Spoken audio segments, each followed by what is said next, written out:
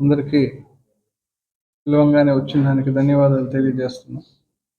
అదేవిధంగా వైఎస్ఆర్సీపీ పార్టీ నాయకులకి, అభిమానులకి, ఎవరైతే ఇక్కడ ఉన్నారో అందరికీ నమస్కారాలు తెలియజేస్తూ, ఈరోజు ఈ ప్రెస్ మీట్ ఏర్పాటు చేసిన ముఖ్య ఉద్దేశం ఏంటంటే, మన ప్రియతమ ముఖ్యమంత్రి గారి పైన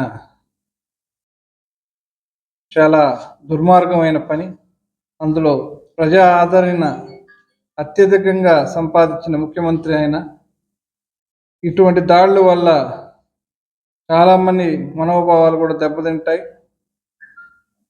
చేసిన వారు ఎవరైనా, ఎంత పెద్దవారైనా, ప్రభుత్వం, ఈసీ వారు కానీ ఎవరు కానీ వెంటనే చర్యలు తీసుకొని వాళ్ళని ఐడెంటిఫై చేసి వాళ్ళు శిక్షిస్తారని ఆశిస్తూ, ఈ దాడిని తీవ్రంగా ఖండిస్తూ, ఇటువంటి దాడులు ఏ రాజకీయ పార్టీ పైన కానీ రాజకీయ నాయకుల పైన జరగకూడదని కోరుకుంటూ, ప్రజాహితమే తన మతంగా, జన సంక్షేమమే తన లక్ష్యంగా పనిచేస్తున్న మన ముఖ్యమంత్రి శ్రీ జగన్మోహన్ రెడ్డి గారి మీద నిన్న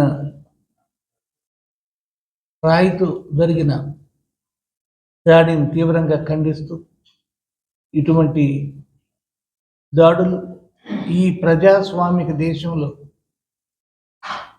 జరగకూడనివి, ఇటువంటివన్నీ జరగకూడదు. శాంతికి నెలవైన మన ఆంధ్రప్రదేశ్లో ఇటువంటివన్నీ కూడా జరగకూడదు.